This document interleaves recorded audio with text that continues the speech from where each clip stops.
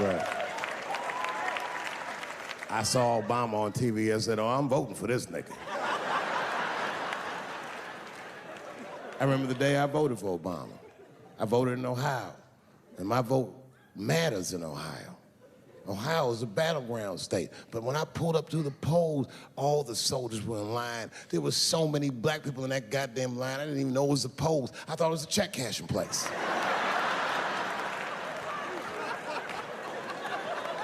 We were hugging each other, and old people were singing hymns and spirituals and shit.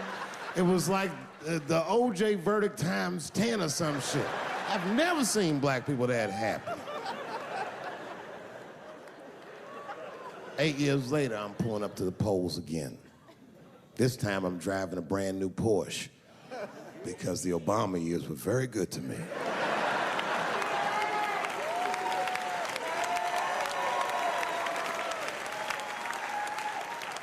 I was early voting, and when I parked my car, I figured out something that it would take the rest of the country another week to figure out. I understood that Donald Trump was going to be our next president because in Ohio, unlike D.C., you could see the results in the parking lot. It's all these goddamn pickup trucks and tractors and shit.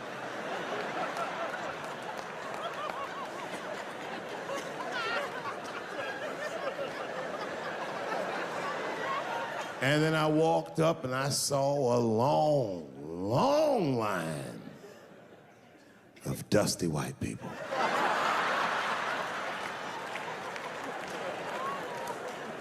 Yes, ladies and gentlemen, these were the poor whites.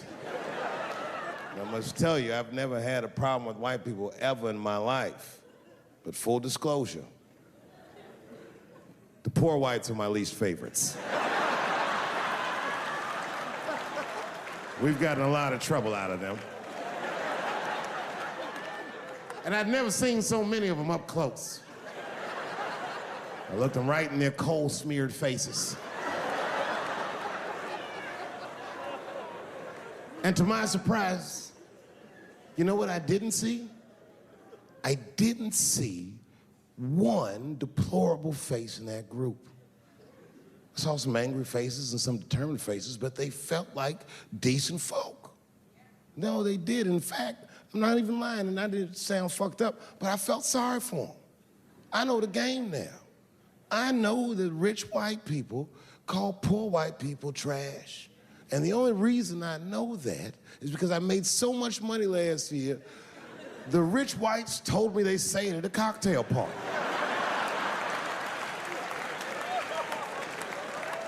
And I'm not with that shit. And I stood with them in line like all of us Americans are required to do in a democracy. Nobody skips the line to vote. And I listened to them. I listened to them say naive, poor white people things. Man, Donald Trump's gonna go to Washington and he's gonna fight for us. I'm standing there thinking to my mind, you dumb motherfucker.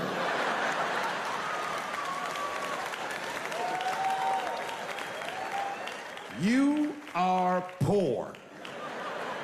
He's fighting for me.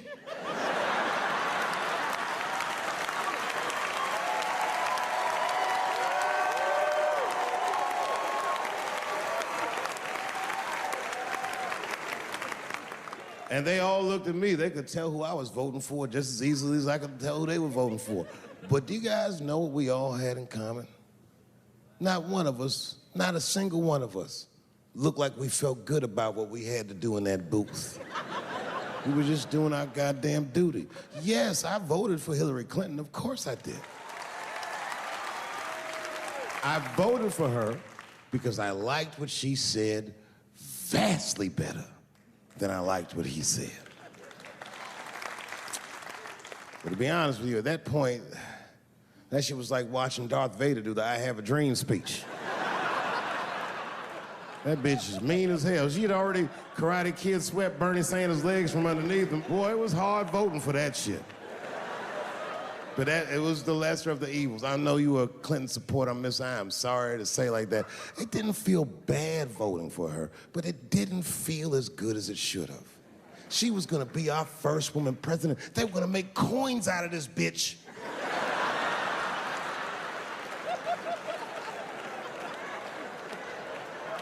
And somehow she just missed the dunk. Of course she should have beat him. Of course she should have beat him. You know what voting for her felt like? It was bittersweet. It felt like I was lucky enough to eat Halle Berry's pussy.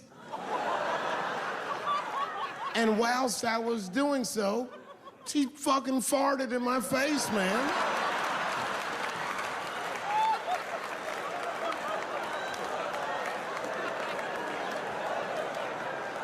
Now you understand, I'd still do it. But boy, I wish she didn't fart in this great nation's face.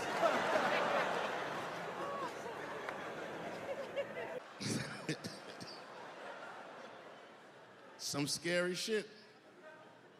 I've given this a lot of thought. I don't see any peaceful way to disarm America's whites.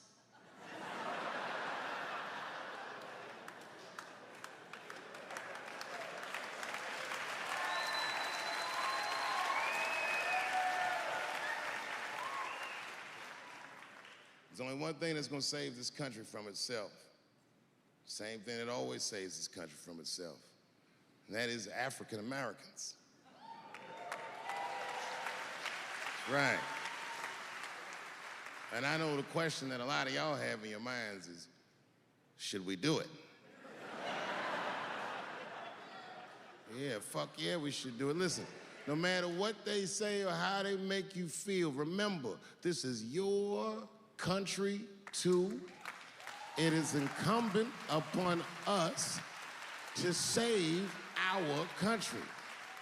And you know what we have to do. This is a fucking election year. We gotta be serious. Every able-bodied African American must register for a legal firearm.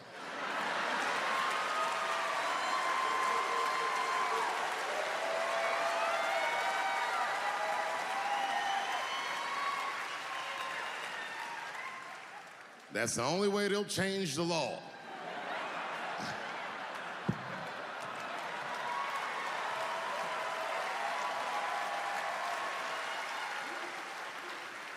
I hate guns, personally. I can't stand them. Yeah, but I have several. I don't want them, but I feel like I need them. Don't forget where I live. I live in Ohio. And anyone that knows anything about Ohio knows that even the word Ohio is an old Native American word. It means, literally, land of poor white people.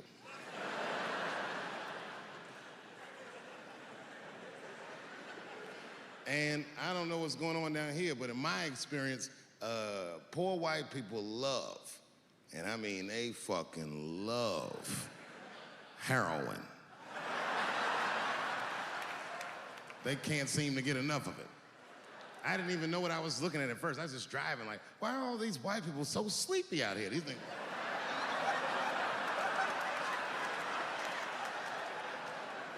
It's really bad. As a matter of fact, I was coming out of a nightclub the other night in Dayton, and I'd parked my car in the alley, and no one was out there. I didn't have no bodyguards or nothing. I was home. I figured everything was fine. And as soon as I opened my car door, all by myself, suddenly, one of these heroin-addicted whites just pops out of a trash can. It scared the shit out of me. I screamed, ah!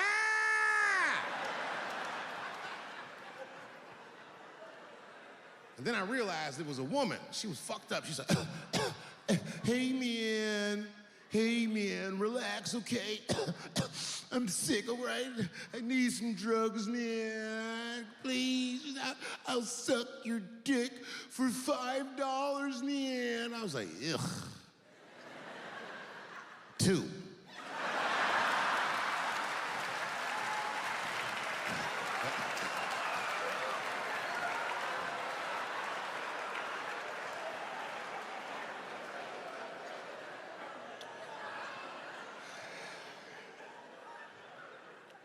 Obviously, I'm joking. This opioid crisis is a crisis. I see it every day. It's as bad as they say. It's ruining lives, it's destroying families. Sadly, you know what it reminds me of, seeing it? It reminds me of us. These white folks look exactly like us during the crack epidemic. You know, it's really crazy to see. And all this shit they talk about on the news about how divided the nation is, I don't believe it. I feel like nowadays we're getting a real good look at each other. It's wild because I even have insight into how the white community must have felt watching the black community go through the scourge of crack. Because I don't care either.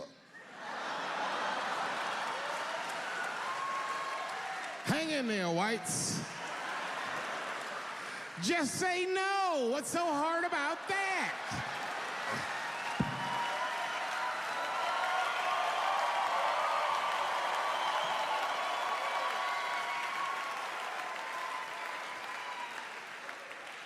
Remember when y'all said that to us? But it's okay.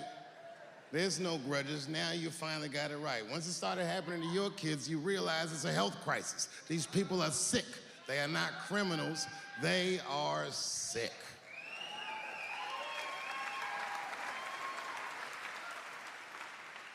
Be that as it may, I'm armed to the teeth.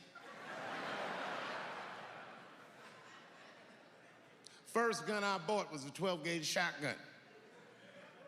I didn't want the gun. Remember, though, I'd moved to a farm, and I was sitting there on the porch, and I see a white dude walking across my property, entitled, like he's supposed to be there. He had a rifle over his shoulder, too. Ain't that a bitch? I said, what the fuck is this guy doing on my property? I was mad as shit, but I was unarmed. So I ended up just waving to this motherfucker like a bitch. I was just like,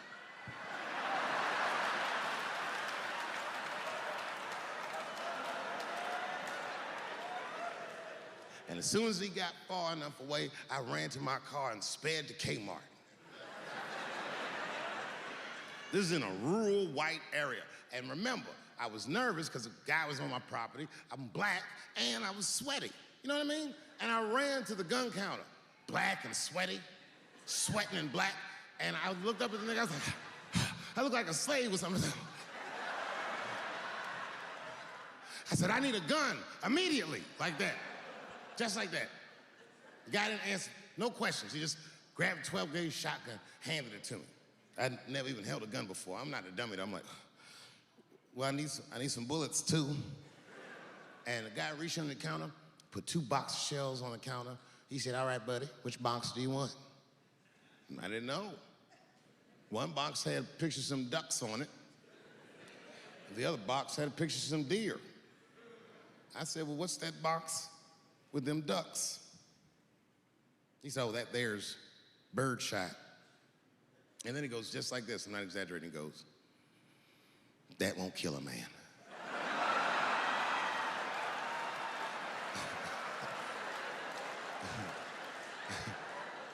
He said, it'll just pepper him up nicely. I said, what the fuck? Pepper?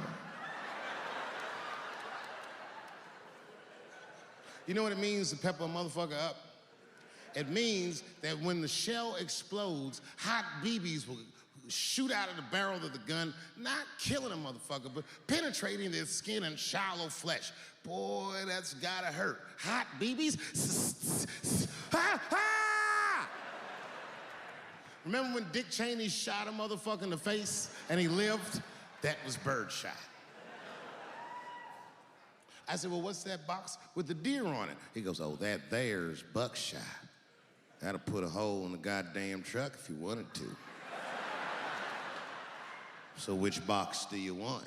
And he picked the one with the deer up and shook it.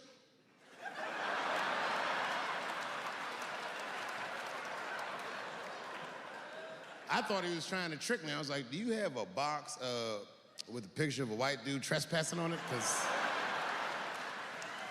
it's exactly the strength I'm looking for.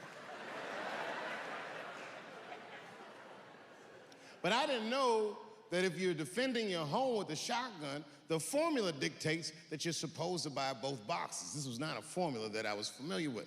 It goes like this. The 6 shots in a 12-gauge shotgun, so when you load the gun, you load it like this. First shot, bird shot. Next shot, buck shot.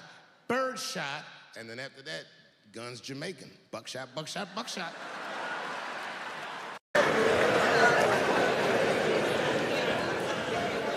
When I see a fellow dreamer, I give them my utmost respect. Even if I don't understand what their dream is. I know a dreamer when I see one. And I've met many powerful dreamers in my life. None more powerful than a man who calls himself Little Nas X. I met this nigga at a party. I had no idea who he was. But the minute he walked in that party, I knew I was in his dream. Everybody in the party was another dreamer. Everyone was famous, but when that nigga walked in, he was dressed like C-3PO. He was shining.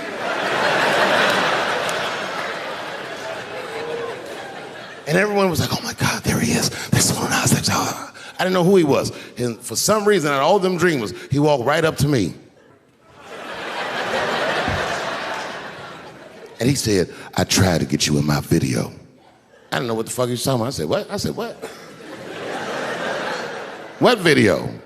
And he just looked at me like, you know what video, and walked away. And I watched him walk away. I said, man, this nigga's having a very powerful dream.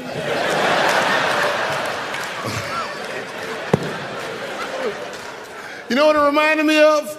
It reminded me of when we was in grade school. Remember in grade school, the teacher would ask everybody what they want to be? Timmy, what do you want to be when you grow up? And Timmy acted like he had an idea. He'd stand up, he'd say, I want to be a fireman. And the teacher would say, Timmy, that is a beautiful dream. But Timmy didn't mean it. Timmy said he wanted to be a fireman because deep down, Timmy's attracted to fire. And by the time he's 14 years old, this nigga's a full-blown pyromaniac, playing with kerosene and matches like a goddamn expert. And then one night he goes downtown with his buddies, fucking around with fire, and burns a warehouse down. And he doesn't know it, but there's 13 migrant workers from El Salvador, and they're in that motherfucker. They get trapped, and then they die in the fire. Isn't that a tragedy? It was an accident. He's only 14 years old, but he's black. So they try him as an adult. And Timmy ends up spending the rest of his life in jail. Dream deferred. Burp, burp.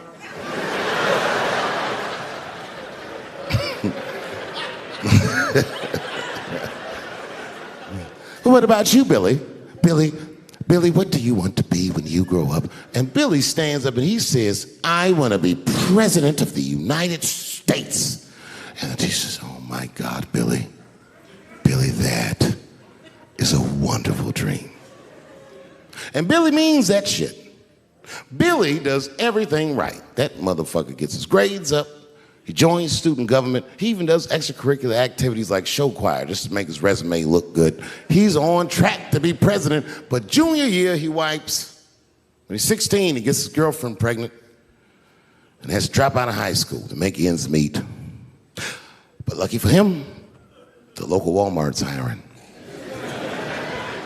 By the time he's 20 years old, this motherfucker makes assistant manager at Walmart. He's the youngest one in the district. He says, oh my God, if I can keep this up for 4 more years, I could be a manager. And if I can keep this up for 6 more years after that, I could even be a regional manager and have as many as 3 Walmarts under my control. And he's a big picture guy. He sees where this path is going, so he kills himself.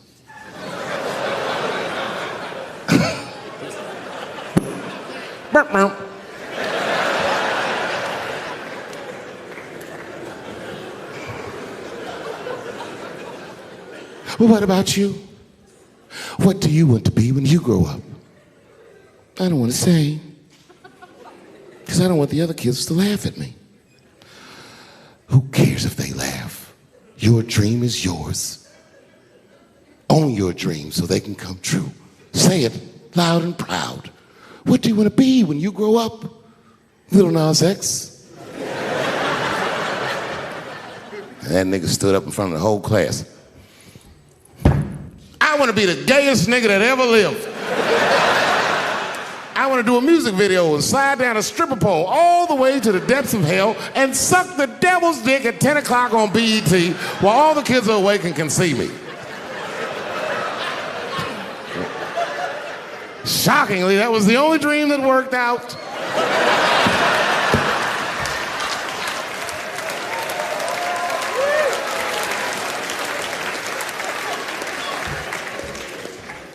That's why I'm here tonight in the city where I built the dreams that I live. Because I wanted to tell you all that they came true. And I wanted to thank you all for making the man that I am today.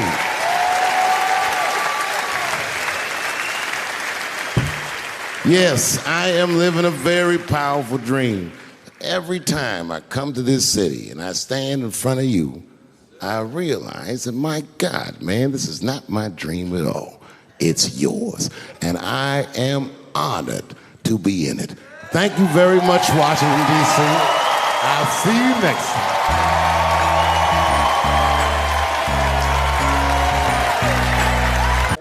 I love Dave Chappelle, unconditionally.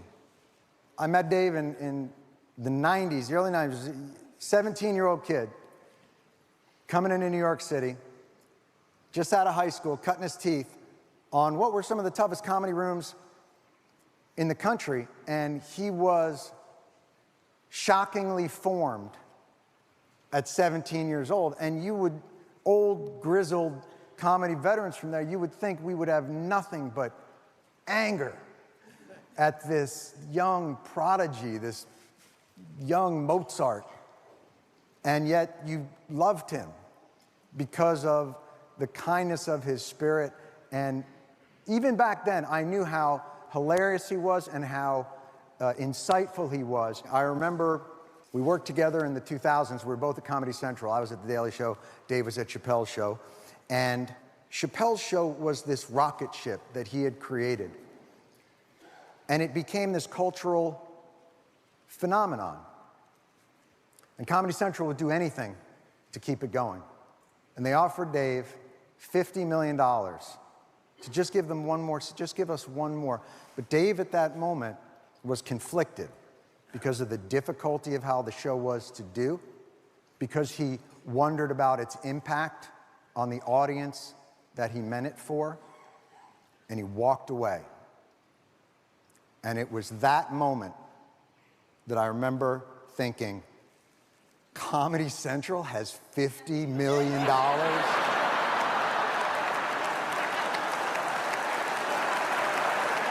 Oh.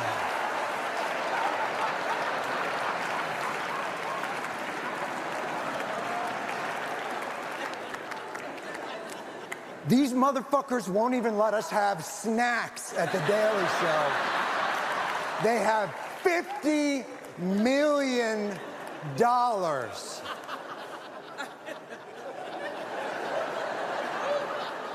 Well, at that point, Dave, he left. He was done, but I knew that money was going to need a home.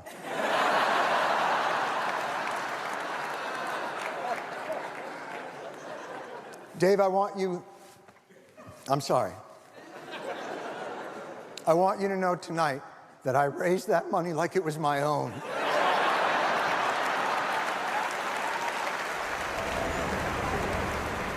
This man is unbelievable. I'm not talking about just his stand-up, how he interacts with people, random fans. We were in Minneapolis, Minnesota. White kid just freaks out. Oh my God, Dave Chappelle! He just loses his shit. And I'm like, hey man, relax, you know, because people think because I'm so big, I'm in security and shit. I'm like, relax. He's like, come on, man. Oh my God, Dave Chappelle, please come up to my apartment and have some weed. And Dave looked at me and I looked back at him. I was like, I am out of weed, bro. Let's at least check out what this situation is. And let's see where it takes us. You know what I mean? So we go up to his apartment. I go in, I see this giant jar full of weed, just like white people have. And I take one nugget. I was like, thank you so much. And we're about to walk out. And the entire time he starts pounding on his roommate's door. Wake up, bro! Wake up! We got fucking Dave Chappelle in your apartment! But he won't wake up to save his life. And we're leaving. He's like, please take a picture. Please take a picture of me. And Dave was like, hey man, we're moving in the night right now. For security purposes. We can't be doing this. And we start walking down his stairs. And he's up on the top of the stairs. He's like, no one is gonna believe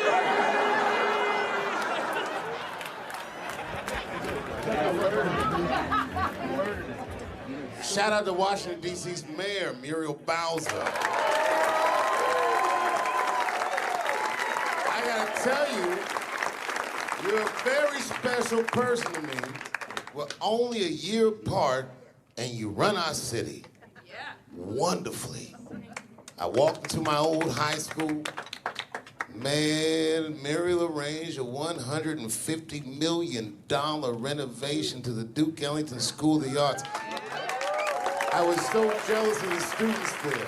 You really mean the world to me, and you really did a blessing to this city. And thank you, and thank you. Sincerely. I've never voted in Washington, but God damn it if I did, I'd vote for you. And you know what? If you smoke crack, I'd still vote for you. I know you wouldn't, but if you ever want to indulge yourself, you got that kind of wiggle room with me.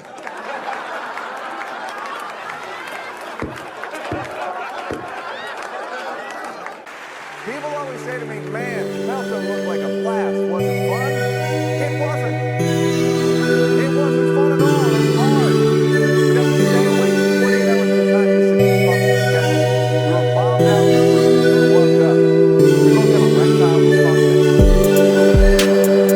I told Dave about mine. He goes, it's because you use the laptop too much, man. And then he goes, plus we're not as young as we used to be. Meanwhile, there's no causal link between laptop use and erectile dysfunction. And also, we were 29. Dave Chappelle completely transformed my life. He lent me $1,000 so I could move to LA. He asked me to write a movie with him when I had zero experience. Think of what believed in me at a time when absolutely nobody did. You know, we all friends all pissed off about this list of times. It's funny. Imagine what his text emotions were like. One time he called me on a Tuesday afternoon and he goes, hey man, I just finished watching 12 Years a Slave. Anyhow, think slaves ever bring their kids? On a Tuesday afternoon. In closing, if you remember only one thing from my speech tonight, I hope that Chappelle Show was not fun. But it was great because the year is possible to me, and it's because of that guy right This has been fucking wonderful.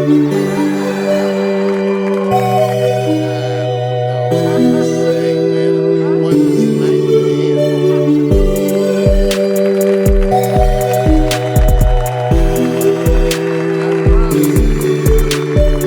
never hear folks just as much as you. I know what I did. I lost it all. I was gone for 12 years. It's not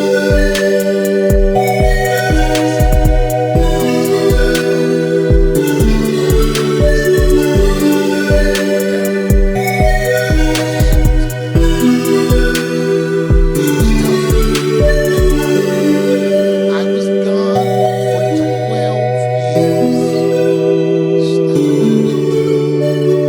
It was hell. I watched other niggas that I knew become very famous. I watched the world go on without me. I mourned the loss of it.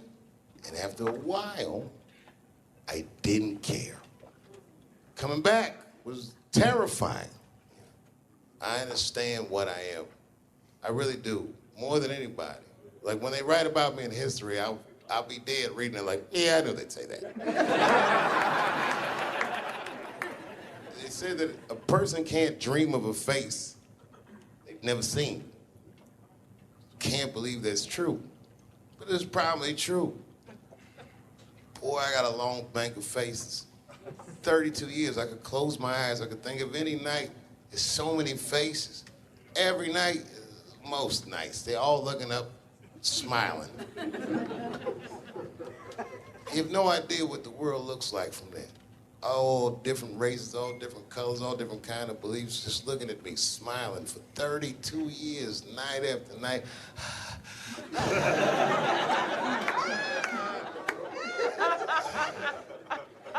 No comedian take that for granted. I swear to God, this might be the noblest of professions.